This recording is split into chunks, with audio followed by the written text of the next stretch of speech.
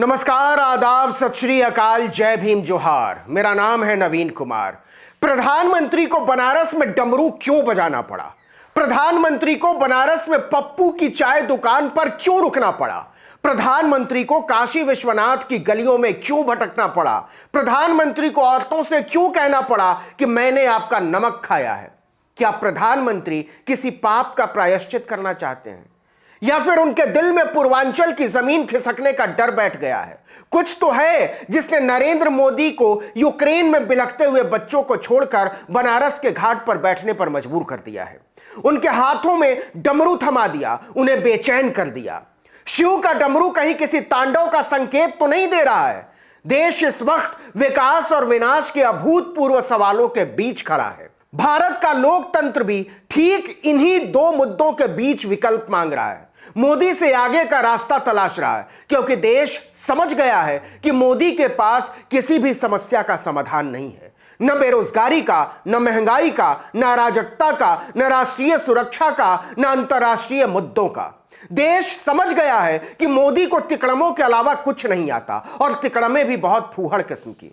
जातिगत राजनीति और धर्म के रास्ते देश की सत्ता तक पहुंचने और फिर उसमें बने रहने की उनकी कोशिशों की कीमत पूरा देश चुका रहा है। हर पैमाने पर भारत की स्थिति दुनिया में लगातार नीचे आती जा रही है।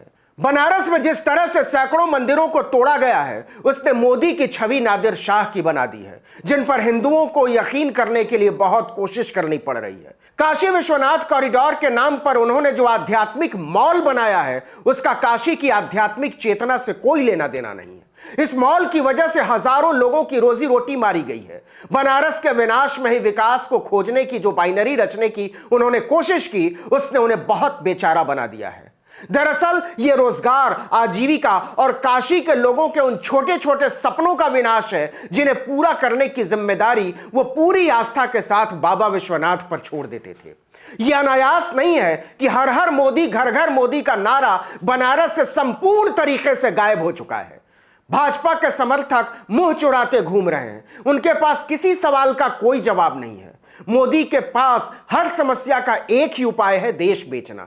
बैंक नहीं चल रहे, बैंक बेच दो। भारत पेट्रोलियम नहीं चल रहा, तेल कंपनी बेच दो। सड़क नहीं संभाल पा रहे, सड़क बेच दो। हवाई अड्डा नहीं चला पा रहे, हवाई अड्डा बेच दो। जहाज नहीं उड़ा पा रहे तो एयर इंडिया बेच दो। इसी देश बेचो अभियान की लत ने मोदी को उत्तर प्रदेश के चुनाव में नौजवानों ने, किसानों ने, पिछड़ों ने, दलितों ने, अल्पसंख्यकों ने पकड़ लिया है। जिस बनारस में मोदी की नौटंकी जारी थी, उसी बनारस में अखिलेश यादव भी निकले, बिना किसी नाटक के। और जिस तरह से उनके स्वागत में गलियां भर गईं, चौराहे भर गए, फुटपाथ और चौबारे भर गए, उसने नरेंद्र मोदी के प्रायोजित आभा मंडल के समानांतर विकल्प की एक रेखा खींच डाली है। यह रेखा मोदी के विकास और विनाश के बीच लक्ष्मण रेखा बन गई है। यह लड़ाई कोई बीजेपी और समाजवादी पार्टी या बीएसपी की लड़ाई नहीं है। एक आक्रमणकारी, अराजक, निर्मम राजनीति और समावेशी राजनीति के बीच की लड़ाई है। मोदी के पास न तो इससे लड़ने के औजार हैं और न ही वो इससे लड़ने को तैयार हैं। इसीलिए हालत यह हो गई है कि पंजाब में यह कहने वाला प्रधानमंत्री कि अपने सीएम से कहना मैं जिंदा बच गया, बनारस की गलियों में बुलेट प्रूफ शीशे से मुंडी निकालकर वोट मांगता नजर आया, फुटपाथ पर चाय पीता नजर आया और झाल डमरू बजाता नजर आया। सैकड़ों मंदिरों पर बुलडोजर चला देने वाला त्रिपुंड लगाकर घूमता नजर आया। लेकिन बुनियादी सवाल यह है कि क्या इससे बनारस के लोग मोदी को माफ कर देंगे? याद कीजिए, 13 दिसंबर को अखिलेश यादव ने क्या कहा था? अंतिम समय पर काशी से बेहतर और कोई जगह नहीं है। मोदी बच्चों की तरह सभाओं में रिरिया रहे हैं कि देखो देखो, लोग मेरी मृत्यु की कामना कर रहे हैं। लेकिन लोगों ने उनकी इस नौटंकीबाजी को बुरी तरह से खारिज कर दिया है। लेकिन मुश्किल यह है कि उन्हें इसके अलावा कुछ आता भी नहीं है, सो वो मुसलसल कर रहे हैं। आज हालत यह है कि मां गंगा ने बुलाया है वाले बनारस में मां गंगा ने भगाया है कि आवाजें उठने लगी हैं। बनारस की 8 में से 4 सीटें बुरी तरह से फंस गई हैं भाजपा के लिए। इसमें शहर दक्षिणी की वो सीट भी है जहां सैकड़ों मंदिरों और दुकानों को तबाह करके काशी विश्वनाथ कॉरिडोर नाम का मॉल तैयार किया गया है।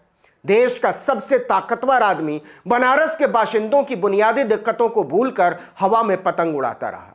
बनारस रेलवे स्टेशन पर जाकर एक महिला के पैरों में गिर जाना, 80 पर पप्पू की दुकान पर कुल्हड़ वाली चाय पीना, डमरू बजाना, ये नौटंकियां इसलिए करनी पड़ रही हैं कि मोदी को पता है वो देश की जनता के गुनहगार हैं।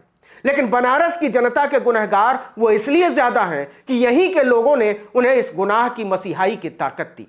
कुल्हड़ वाली चाय पीना, यह सब इसलिए क्योंकि मोदी खुद जानते हैं कि उनसे सिलसिलेवार तरीके से गलतियां हुई हैं और इसी का नतीजा है कि उनके लिए इस बार दिल्ली का रास्ता आसान नहीं है।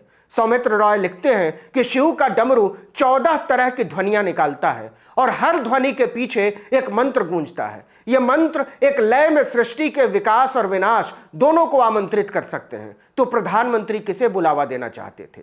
दुनिया पर मंडराते युद्ध के बादलों के बीच भगवान शिव का डमरू यूं ही तो नहीं बजा होगा। इसे सिर्फ इत्तेफाक या अखिलेश की जीत की हवा को चुनाव के अंतिम चरण से पहले आत्मविश्वास के अतिरेक में उल्लास दर्शाने वाला कहकर खारिज करना ठीक नहीं होगा।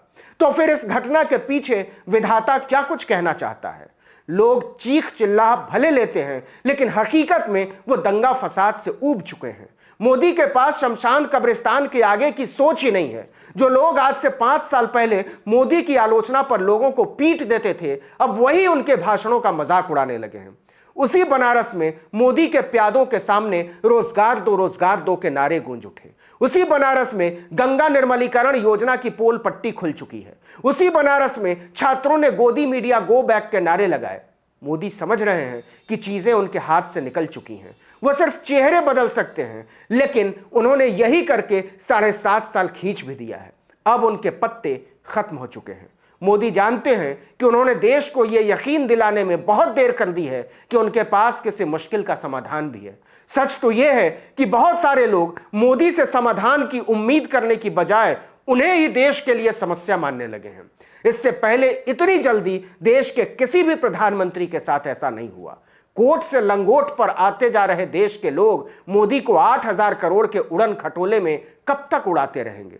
इस सवाल के जवाब में अगर आज कोई सबसे ज्यादा बेचैन है तो वो बनारस है। कहीं ऐसा तो नहीं कि रोड शो में जो भीड़ प्रधानमंत्री के साथ चल रही थी वो उन्हें विदा करने आई थी? फर्ज कीजिए अगर बनारस दक्षिण की सीट भी बीजेपी हार गई तो उसकी दक्षिणपंथी राजनीति का क्या होगा? इस वीडियो में इतना ही, लेकिन अगर आपने आर्टिकल 19 इंडिया को अब तक सब्सक्राइब नहीं किया तो फौरन कर लीजिए। बेल आइकॉन दबाइए, घंटी जैसी आकृति, लाइक कीजिए और कमेंट करके बताइए हमारा वीडियो आपको कैसा लगा। यूट्यूब पर देख रहे हैं तो सब्सक्राइब कर लीजिए, फेसबुक पर पेज को लाइक कर लीजिए और इंस्टाग्राम पर फॉलो कर लीजिए। हमारा ट्विटर हैंडल है article19_India, वहां भी आप हमें फॉलो कर सकते हैं। नमस्कार।